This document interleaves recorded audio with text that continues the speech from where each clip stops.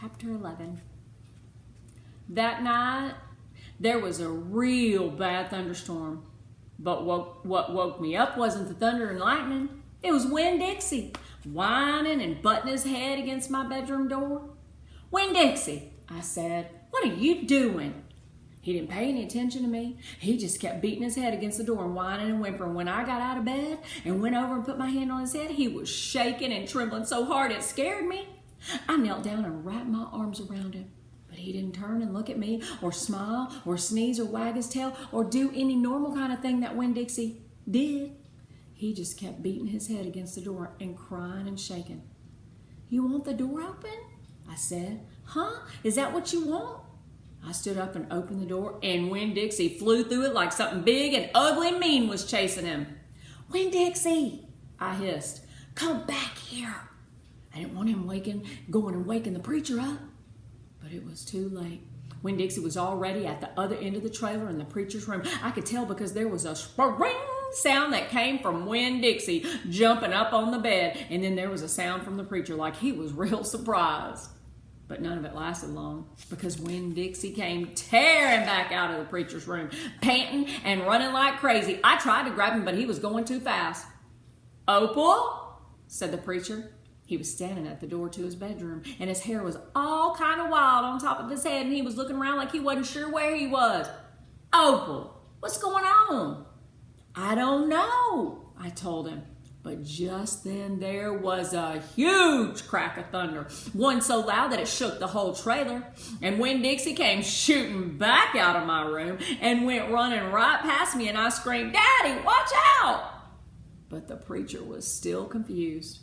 He just stood there, and Winn-Dixie came barreling right back toward him like a bowling ball, and the preacher was the only pin left standing, and wham! They both fell to the ground. "Uh-oh," I said. "Opal," said the preacher. He was lying on his stomach, and Winn-Dixie was sitting on top of him, panting and whining. "Yes, sir," I said. "Opal," the preacher said again. "Yes, sir," I said louder. "Do you know what a pathological fear is?" "No, sir," I told him. The preacher raised a hand. He rubbed his nose. "Well," he said after about a minute, "it's a fear that goes way beyond normal fears. It's a fear you can't be talked out of or reasoned out of." Just then, there was another crack of thunder, and Winn-Dixie rose straight up in the air like somebody had poked him with something hot.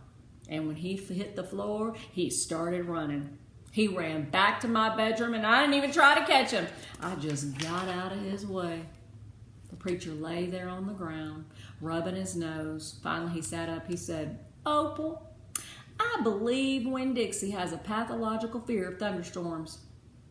And just when he finished his sentence, here came Winn-Dixie again, running to save his life.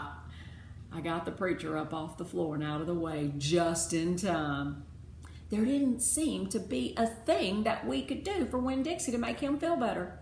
So we just sat there and watched him run back and forth, all terrorized and panting, and every time there was another crack of thunder, Winn-Dixie acted all over again like it was surely the end of the world. "The storm won't last long," the preacher told me, "and when it's over, the real Winn-Dixie will come back." After a while, the storm did end. The rain stopped, and there wasn't any more lightning, and finally, the last of the thunder rolled away, and Winn-Dixie quit running back and forth and came over to where me and the preacher were sitting and cocked his head like he was saying, "What in the world are you two doing out of bed in the middle of the night?" And then he crept up on the couch with us in the funny way that he was, where he gets on the couch an inch at a time, kind of sliding himself onto it, looking off in a different direction, like it's all happening by accident, like he doesn't intend to get on the couch, but all of a sudden there he is. And so the three of us just sat there. I rubbed Winn-Dixie's head and scratched him behind the ears the way that he liked. And then the preacher said, "There are an awful lot of thunderstorms in Florida in the summertime." "Yes, sir," I said.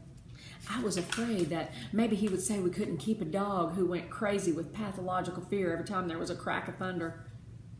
"We'll have to keep an eye on him," the preacher said. He put his arm around Winn-Dixie. We'll have to make sure he doesn't get out during a storm. He might run away. We have to make sure we keep him safe. Yes, sir, I said again. And all of a sudden, it was hard for me to talk. I loved the preacher so much. I loved him because he loved Winn-Dixie. I loved him because he was going to forgive Winn-Dixie for being afraid. But most of all, I loved him for putting his arm around Winn-Dixie like that, like he was already trying to keep him safe.